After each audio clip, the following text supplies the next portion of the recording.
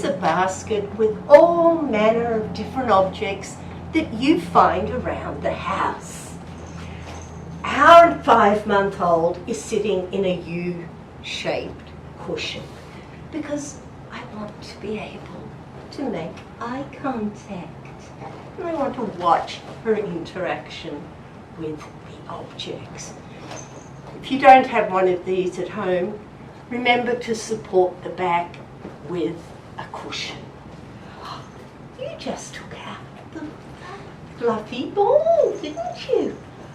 Would you like to see? Oh, what's this? What's this? A rubber duck. Oops. Would you like to feel? Ooh. Would you like to feel this? Oh, is that rough?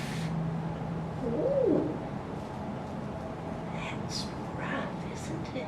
Would you like to see how this feels?